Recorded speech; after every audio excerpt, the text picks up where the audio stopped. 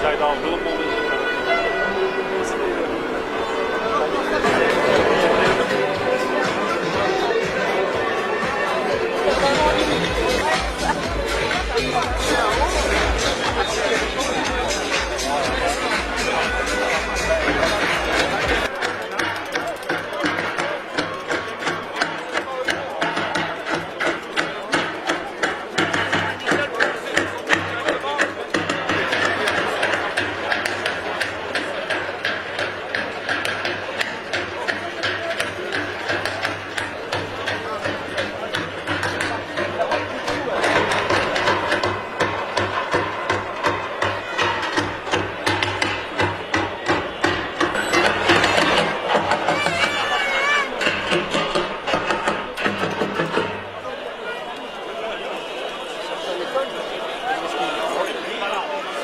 Le rythme des fourmis.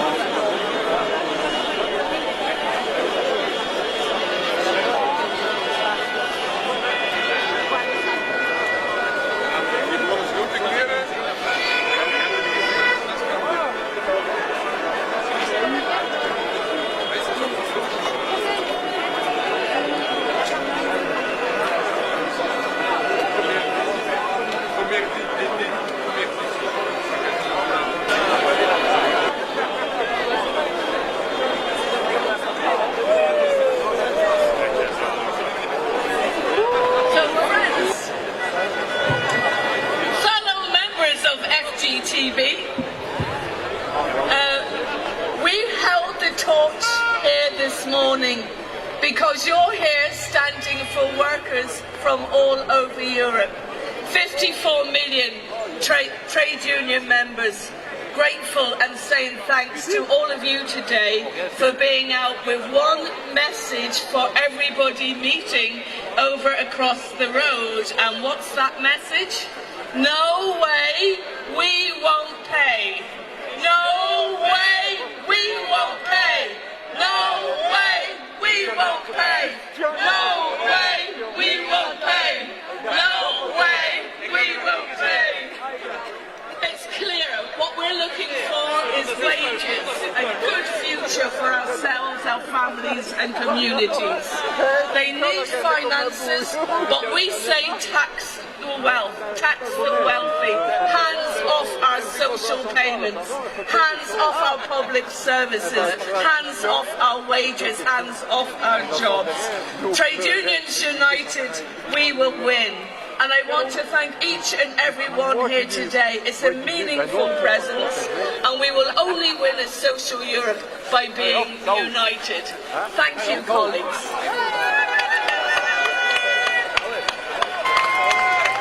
Chers camarades, je ne veux pas vous assommer de chiffres aujourd'hui, je vous rassure, mais simplement quand même vous dire une chose, c'est que, en retour aux efforts budgétaires, un retour aux règles budgétaires strictes de Maastricht, cela va représenter à terme pour la Belgique 30 milliards d'efforts, 30 milliards en moins consacrés au fonctionnement de l'État. C'est 10% des moyens du fonctionnement de l'État. C'est, tenez-vous bien, 3 fois le coût, la dotation des hôpitaux dans ce pays. C'est 6 fois la dotation de la SNCB dans ce pays. C'est tout simplement inconscient de nous obliger demain, d'obliger la Belgique, au travers de ses règles européennes, à suivre ce genre de carcan. Permettez-moi de faire 2-3 rappels. Souvent on nous dit « Ouais, mais la Belgique, elle est fort endettée, plus que les autres pays, parce qu'on vit au-dessus de nos moyens. » Et vous savez, l'endettement de ce pays, il date déjà des années 80. Et malgré toutes les crises que l'on a connues, que ce soit les crises financières, que ce soit la crise du Covid, que ce soit récemment les prix de l'énergie, l'endettement est toujours resté relativement le même. Nous ne vivons pas au-dessus de nos moyens. Par contre, ce qui est clair, c'est que c'est systématiquement les moyens publics et les finances publiques qui doivent venir au secours des citoyens et au secours des entreprises lorsque ces crises se présentent, lorsque ce sont des crises du système capitaliste ultralibéral que nous connaissons depuis maintenant très longtemps, chers camarades. Notre modèle de sécurité sociale ne met pas en danger l'économie. Nous sommes avec un taux de croissance qui est, disons-le, convenable. Nous sommes avec une productivité qui est correcte. Nous sommes avec une inflation qui est tout à fait jugulée. Par contre, les entreprises, camarades, font des bénéfices incroyables. Chaque année, les bénéfices qu'elles font sont de plus en plus importants. Les marges doivent exister pour les travailleurs. Les marges doivent exister pour faire en sorte que nous ayons à nouveau la possibilité de pouvoir négocier des augmentations de salaire. Nous devons refuser les idées préconçues véhiculées par la droite qui dit que le déficit en Belgique est trop élevé et plus élevé qu'ailleurs à cause de nos dépenses sociales. La vérité, chers camarades, c'est que les vrais assistés dans ce pays, ce sont les entreprises, ce sont les patrons, et ce ne sont pas les travailleurs. C'est ça que nous devons rappeler aujourd'hui tous ensemble, chers camarades.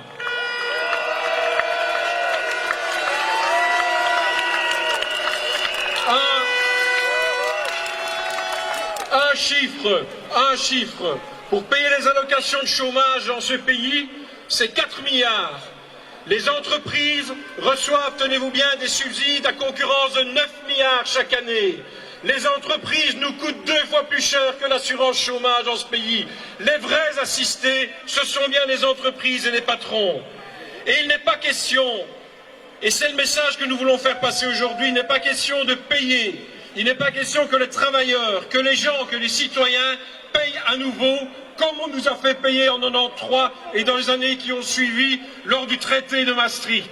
À cette époque-là, camarades, lors de la mise en place de ces budgets, de cette austérité, qu'est-ce qu'on a connu? Une diminution des allocations sociales, une diminution des pensions.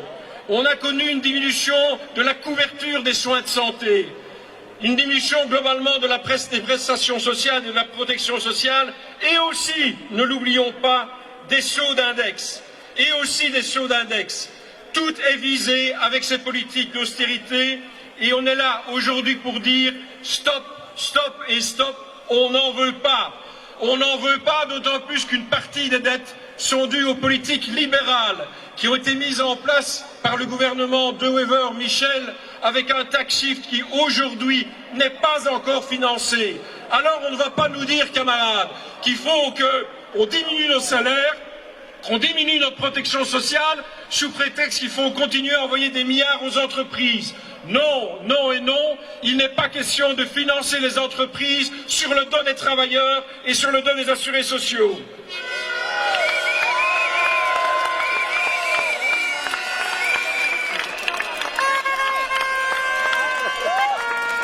Et ce n'est pas un fantasme de notre part, chers camarades.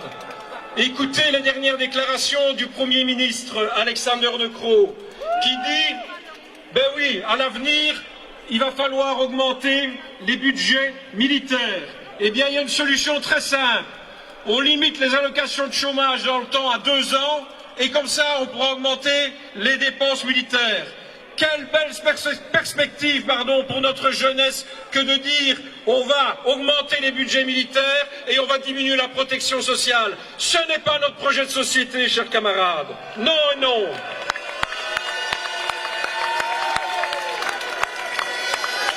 Et le message est aussi important à l'ensemble des partis qui se présentent aux élections. On peut avoir des programmes. On peut avoir des programmes où on dit « ouais, on est d'accord avec la FGTB, on est d'accord qu'il faut refinancer les services publics, on est d'accord qu'il faut refinancer la sécurité sociale, on est d'accord qu'il faut augmenter le salaire minimum et ainsi de suite. » Mais, chers camarades, le message que nous devons faire passer ici aujourd'hui, c'est que si les décisions sont prises dans quelques jours, ici au niveau européen, il sera rigoureusement impossible de tenir la moindre de ces promesses électorales. Et ça, entre aujourd'hui et les jours qui suivent, jusqu'au vote à la fin du mois d'avril, nous ne cesserons de le rappeler et on vous appellera encore, camarades, pour dire non, vous devez prendre vos responsabilités, il n'est pas question de nous empêcher de pouvoir continuer à défendre notre système de protection sociale. Et enfin, rappelons quand même une chose, il n'y a aucune étude scientifique qui montre qu'un certain niveau d'endettement empêche de pouvoir avoir un développement économique. Des pays qui ne sont certainement pas nos modèles, mais des pays comme les États-Unis ou le Japon vivent avec 200% de PIB. Pourquoi nous imposer d'avoir 60% maximum d'endettement du PIB, là où d'autres pays ont d'autres règles? Je dis ça parce que si ces règles sont prises, chers camarades, non seulement la protection sociale sera en danger, non seulement nos salaires seront en danger, mais aussi tout simplement les projets de relance économique, de transition vers une économie bas carbone, de verdissement de l'économie, eh bien tout ça sera impossible et l'Europe prendra à nouveau 10 ans de retard sur d'autres continents. Chers camarades, nous sommes ici pour dire, et merci à toutes les délégations étrangères qui sont venues nous soutenir pour le faire, nous sommes venus ici pour dire, non seulement il n'est pas question que nous acceptions ces règles budgétaires, il n'est pas question que nous acceptions leur traduction dans les programmes gouvernementaux à venir demain, mais aussi et surtout, on va vous rappeler tous les jours, jusqu'au 22 avril, que nous n'en voulons pas et qu'à la FGTB, nous sommes le syndicat qui a compris que ce sont les travailleurs qui risquent encore de payer. Camarades, non à des économies de 30 milliards. Merci à vous.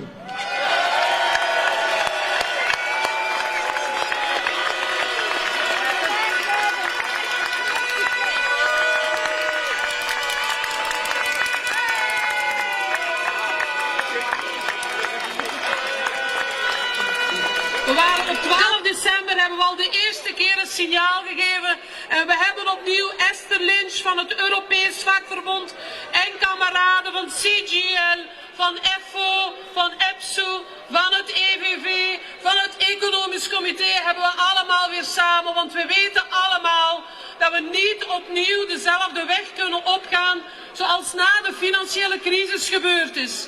Toen hebben ze Griekenland op de knieën gekregen, omdat ze te strikte budgettaire regels uitvaardigden. En dan zeggen sommigen, ik ben dus iemand, herinner jullie Arno, nous sommes tous des Européens, ik ben dus iemand voor Europa, voor een sociaal Europa. Wij zijn nu dat eigenlijk Europa een Januskop is. C'est double face.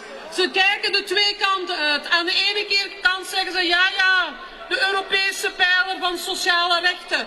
En we zijn erin geslaagd, dankzij het Europees Vakverbond, om een minimumloon af te spreken, om druk te leggen over de platformmedewerkers, voor sure tijdens de COVID-crisis.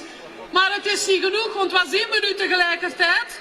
Is dat ze zeggen, ah nee, er is geen geld meer. En nu moet België samen met Italië, Frankrijk, Spanje en anderen de broeksriem aantrekken. Dus nu wordt het weer de andere kant van het gezicht. En het is niet aanvaardbaar. dat de Belgische regering met een Belgisch voorzitterschap, wetende welke investeringen dat ze gedaan hebben tijdens COVID, voor de mensen en de bedrijven, wetende welke investeringen ze gedaan hebben in de energiecrisis, voor de mensen en de bedrijven, wetende dat Europa eigenlijk gezegd heeft, we moeten kunnen investeren in een just transition, in een Green Deal, in meer sociaal Europa, om antwoord te geven tegen extreem rechts en far right, om mensen het vertrouwen te geven in Europa, om te tonen hoe Europa kan werken voor de mensen. Wel, we moeten nu vaststellen met deze regels die op tafel liggen en in het Europees Parlement worden gestemd op 22 april, dat we dat niet gaan aanvaarden. Dus niet de riem aanhalen. Leert men dan niets uit het verleden? In tijden van crisis is het net aan politici om te investeren in gezondheidszorg, in publieke diensten, in sociale rechten. Dus laat het doorgroeien in plaats van laten doodbloeden. En zoals Thierry zegt, nee, nee, nee, daar doen wij niet aan mee. Nee, nee, nee, daar doen wij niet aan mee. Nee, nee, nee, daar doen wij niet aan mee. Niet met het ABVV, RGTB. En dus is het belangrijk dat we opnieuw hier vandaag deze concentratie houden, terwijl zij achter het venster zitten en naar ons moeten luisteren. We zullen ze verplichten om naar ons te moeten luisteren. Want wat is het gevolg voor België? 30 miljard mogelijk moeten besparen. 30 miljard is 10% van de overheidsuitgaven. Ten koste van wat? Ten koste van onze openbare diensten. Daar staan onze mannen van en de vrouwen van de openbare diensten. Zijn we daarmee akkoord? Nee, niet ten koste van onze openbare diensten. Ten koste van onze sociale zekerheid. Ten koste van onze pensioenen. Nee, niet ten koste van onze sociale zekerheid en onze pensioenen. Ten koste van onze koopkracht, ten koste van onze lonen. Nee, niet ten koste van onze lonen. Wij zeggen nu net, er moet geïnvesteerd worden. Dat is belangrijk. Er is een ander beleid mogelijk. Weten jullie dat 30 miljard, dat is 3 keer het budget voor ziekenhuizen. Dat is 7 keer de overheidssteun voor de NMBS. Dat is meer dan het budget voor onderwijs. Dat betekent concreet dat men de Europese burgers op de knieën krijgt. Op het ogenblik dat men moet investeren in het industrieel beleid. En dan zie je in Mechelen, Kempen en Koningshooi, deze investering in het industrieel beleid leidt nu bij de mensen van Van Ool tot een afbraak van de jobs. En wij gaan daar niet mee akkoord. Dus alle solidariteit voor de werknemers van Van Ool en hun onderaannemers. Laat jullie horen, kameraden.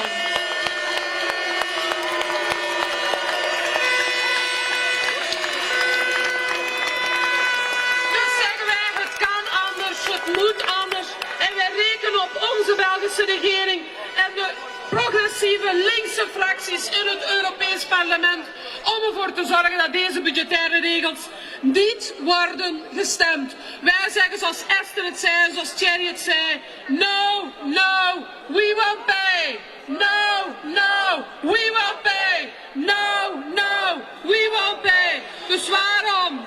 Waarom doen we deze actie? We hebben hier achter ons, zoals de boeren, hebben het verkeer even stilgelegd. 30 minuten laten wachten voor elk miljard, die 30 miljard die we zouden moeten ophoesten. Achter ons staan onze voertuigen om dus inderdaad stilte op het verkeer stil te brengen en de aandacht te brengen op het feit dat de burgers in dit land en de burgers in Europa niet gaan akkoord gaan met 30 miljard besparingen. Dus nu 30 minuten wachten en stilstaan, want wij zeggen no, no, we won't pay. 30 miljard, no passaran, kameraden.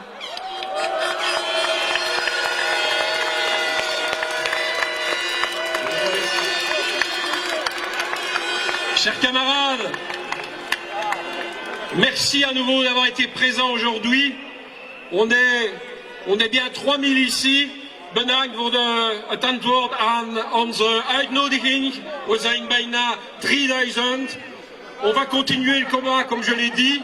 Non, non, non aux 30 milliards. Et donc, derrière nous, il va y avoir 30 coups de canon. Merci camarades, et le combat continue. Tous ensemble, on est plus forts.